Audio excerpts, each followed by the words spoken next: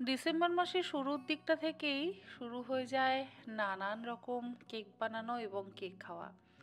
বিশেষ করে fruit cake বা ক্রিসমাস কেক খেতে আমরা সকলেই ভীষণ পছন্দ করি। আর 25শে ডিসেম্বর পর্যন্ত মোটামুটি এখন আর কেউ অপেক্ষাও করি না। বাড়িতে সহজেই যদি কেক বানানো যায় তাহলে কি আর অপেক্ষা করবার কোনো প্রয়োজন পড়ে? দোকান থেকে না কিনে ঘরোয়া উপকরণ দিয়ে সহজ পদ্ধতিতে বানিয়ে নিন ক্রিসমাস ফ্রুট কেক। তার জন্য আমি একটা বাটির মধ্যে নিয়ে নিয়েছি 2 কাপ পরিমাণে ময়দা। প্রথমেই শুকনো উপকরণগুলোকে এক জায়গায় করে নিচ্ছি, ছাঁকনি দিয়ে ময়দাটাকে চেলে নিচ্ছি। এরপরে 1 কাপ পরিমাণে গুঁড়ো চিনি আমি ছাঁকনির মধ্যে নিয়ে নেব। গুঁড়ো চিনিটা নেওয়ার পর চিনিটাকেও চেলে নেব। আর দেখুন চিনিটা চালবার পর বেশ একটু বড় বড় দানা রয়ে গেছে চিনির, এগুলোকে আলাদা করে রেখে দেব।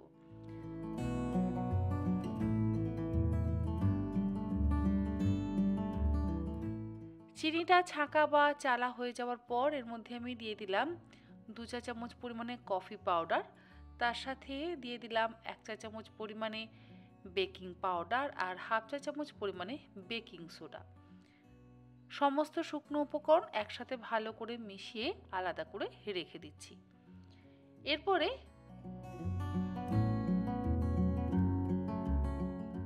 একটা আলাদা বাটির মধ্যে নিয়ে নেব 1/3 কাপ পরিমাণে সাদা তেল। তেলের বদলে অবশ্যই বাটার ব্যবহার করা যেতেই পারে, তবে আমি তেলটাকে প্রেফার করি। এর সাথে দিয়ে দিলাম 1 কাপ পরিমাণে নর্মাল টেম্পারেচারে থাকা দুধ আর 1 কাপ পরিমাণে নর্মাল টেম্পারেচারে থাকা টক দই। কোনো রকম জল ঝরানো টক দইয়ের কিন্তু ব্যবহার করিনি। আর তার সাথে দিয়ে দিলাম 2 চা চামচ পরিমাণে ভ্যানিলা এসেন্স বা ভ্যানিলা এক্সট্রাক্ট, সামান্য একটু লবণ। এগুলোকে একসাথে খুব ভালো করে মিশিয়ে নিচ্ছি।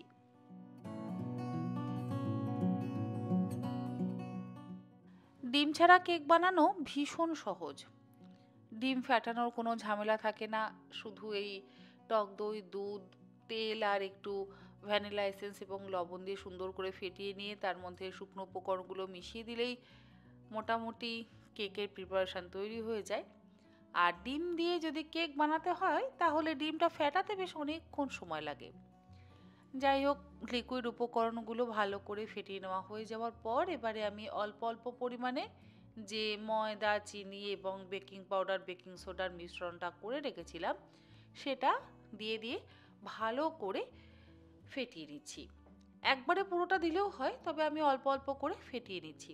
একবারে পুরোটা দিলে কি হয়, একটু দানা দানা থেকে যেতে পারে, তো সেটা যাতে না থাকে সেই জন্য অল্প অল্প করে নিয়ে আমি ভালো করে ফেটিয়ে নিচ্ছি। এই মাপ নিয়ে আপনারা ঘরে কেক বানাবেন, দেখবেন ভীষণ সুন্দর নরম তুলতুলে স্পঞ্জি ডিম ছাড়া কেক কিন্তু তৈরি হয়ে যাবে। এর মধ্যে আমি কোনো রকম অরেঞ্জ জুসের ব্যবহার করিনি। অরেঞ্জ জুস ব্যবহার করে বা অন্য কোনো জুস ব্যবহার করে আমি অন্য আর একদিন আপনাদের সাথে ফ্রুট কেকের রেসিপি অবশ্যই শেয়ার করব। আর ফ্রুট কেকের মধ্যে অবশ্যই দিতে হবে জায়ফল এবং দারচিনির গুঁড়ো। মোটামুটি আমি এখানে 1/4 চা চামচ পরিমাণে জায়ফলের গুঁড়ো দিলাম আর 1/4 চা চামচ পরিমাণে দারচিনির গুঁড়ো দিয়ে দিলাম। গ্রেটারের সাহায্যে খুব ভালো করে গ্রেট করে নিচ্ছি। জায়ফল আর দারচিনির গুঁড়ো দিলে ভীষণ সুন্দর গন্ধ আসে। এরপরে এগুলোকে একসাথে ভালো করে আবারও মিশিয়ে নিচ্ছি।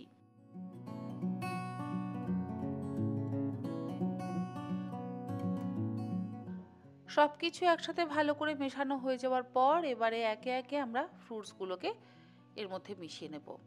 এর মধ্যে দিয়ে দেব টুটি ফ্রুটি। আমি আমার নিজের পরিমাণ মতন টুটি ফ্রুটি ব্যবহার করলাম। তার সাথে দিয়ে দিলাম মোরব্বা বা পেঠা, সেটাও কিন্তু আমি বেশ অনেকটা পরিমাণে দিয়ে দিয়েছি। আর দিলাম এর মধ্যে একটু আদার টুকরো, ওই 1 টেবিল চামচ পরিমাণে, বেশ কিছুটা পরিমাণে কাজু বাদামের টুকরো, আর এখানে আমি ভাঙা কাজু টুকরো ব্যবহার করেছি। অল্প একটু ব্লুবেরি দিলাম, আমার কাছে যেহেতু ব্লুবেরি ছিল সেই জন্য আমি ব্লুবেরি ব্যবহার করলাম। এবারে সমস্ত কিছু একসাথে ভালো করে মিশিয়ে নিচ্ছি। কোনো রকম কিশমিশের ব্যবহার করিনি, তবে আপনাদের যে যে ফ্রুটস দিতে ইচ্ছে হয় আপনারা কিন্তু সেই সমস্ত ফ্রুটস অবশ্যই ব্যবহার করতে পারেন। আর ফ্রুট কেকে যদি ফ্রুটসই বেশি না থাকে তাহলে খেয়ে একেবারেই মজা নেই। সেই জন্য আমি একটু বেশি করেই ফ্রুটসের ব্যবহার করেছি। তারপরে সমস্ত কিছু একসাথে ভালো করে মিশিয়ে নিলাম। মেশানো হয়ে যাওয়ার পর এবারে যে মোল্ডের মধ্যে আমি ফ্রুট কেকগুলো তৈরি করব সেই মোল্ডটা রেডি করে নিচ্ছি। একদম নিচে আমি দিয়ে দিচ্ছি বাটার পেপার। বাটার পেপার না থাকলে আপনারা বাড়িতে যদি সাদা A4 সাইজের কাগজ থাকে সেটাও কিন্তু ব্যবহার অবশ্যই করতে পারেন। অল্প একটু তেল দিয়ে তারপরে আমি বাটার পেপারটাকে দিয়ে আটকে দিলাম। কখনোই লাইন টানা পেপার ব্যবহার করবেন না বা খবরের কাগজ ব্যবহার করবেন না। আপনারা চেষ্টা করবেন সাদা A4 সাইজ শিট অর্ধেক করে কেটে নিই সেটা ব্যবহার করতে। এরপরে এর মধ্যে আমি কেকের ব্যাটারটা দিয়ে দিচ্ছি। আর ফ্রুট কেকের ব্যাটার অবশ্যই কিন্তু এরকম ঘন হতে হবে। ঘন না হলে যে ফ্রুটসগুলো আমরা ব্যবহার করি সেই ফ্রুটসগুলো কিন্তু একদম নিচে চলে যাবে। তাই আমি যে পরিমাপটা বললাম আপনারা সেই মাপ অনুযায়ী কেক বানাবেন, দেখবেন আপনাদের একদম পারফেক্ট ফ্রুট কেক কিন্তু তৈরি হবে। বোঝাই যাবে না যে এটা কোনো রকম ডিম ছাড়া ফ্রুট কেক। পরিমাণ মতন ব্যাটার মোল্ডের মধ্যে দিয়ে একটু ট্যাপ করে নিচ্ছি। ট্যাপ করে নিলে কি হবে, চারিদিকে একদম সমানভাবে কিন্তু লেয়ারটা তৈরি হবে। আমি যে পরিমাণে ব্যাটার তৈরি করেছি তাতে মোটামুটি 2-2.5 পাউন্ডের কেক কিন্তু তৈরি হয়ে যাবে। দুটো মোল্ডের মধ্যে আমি ব্যাটারটা ঢেলে নিয়েছি। এরপরে ওপর থেকে দিয়ে দিচ্ছি আরও কিছু টুটি ফ্রুটি। আপনারা আপনাদের নিজেদের ইচ্ছে মতন ফ্রুটস কিন্তু ওপরে দিতেই পারেন গার্নিশিংয়ের জন্য। সামান্য একটু ব্লুবেরিও দিয়ে দিলাম। কিশমিশ আমি দিলাম না, কিশমিশ দিলে না খুব ফুলে ওঠে এবং পুড়ে পুড়েও যায়। সেই জন্য আমি একটু ব্লুবেরি দিলাম, যেটা আমার কাছে আছে অ্যাভেলেবেল সেটাই আমি ব্যবহার করেছি। আর আমি তো ওভেনে কেক বানাবো, সেই জন্য 180 ডিগ্রিতে 10 মিনিট প্রিহিট করে নিয়েছি আমার ওভেনটা। যারা প্রেসার কুকারে বা কড়াইতে বানাবেন তারা কিন্তু অবশ্যই কড়াইয়ের মধ্যে অল্প একটু লবণ বা খবরের কাগজ দিয়ে ঢাকা দিয়ে লো ফ্লেমে ওই 5 থেকে 6 মিনিট প্রিহিট করে নেবেন। প্রিহিট না করলে কেক কিন্তু কখনোই ফুলবে না। অনেকে বলেন যে কেক ফুলতে ফুলতে হঠাৎ মাঝখানটা কেমন যেন বসে গেল। এই বসে যাওয়ারও কারণ আছে, সেটা হচ্ছে আমরা একটু অস্থির হয়ে যাই, যে ভাবি কেকটা হয়ে গেছে এবার একটু দরজাটা খুলে দেখি। তো এই দরজা খোলা বন্ধ করতে করতে কি হয়, বাইরের ঠান্ডা টেম্পারেচার ওভেনের মধ্যে ঢুকে যায়, ওভেনের গরম ভাবটা একটু কমে যায়। এই করতে করতে কিন্তু হঠাৎ করে ফুলে ওঠা কেকটা মাঝখানের দিক থেকে বসে যায়। এটা একটা কারণ। এছাড়া আরও কারণ হচ্ছে যে যদি মাঝখানের দিকে বেশি পরিমাণে ওই মোরব্বা বা ফ্রুটস থাকে তাহলে কেকটা কিন্তু মাঝখান থেকে বসে যায়। সেই জন্য খুব ভালো করে ট্যাপ করে নিয়ে তারপর ওভেনের মধ্যে ঢোকানো উচিত। তা না হলে এই সমস্যাগুলো একটু হবে। আর মাঝখানটা অনেক সময় দেখা যায় কাঁচাও থেকে যায়। ওপরের লেভেলটা যদি একদম সমান থাকে তাহলে আর সেই সমস্যাটা হবে না।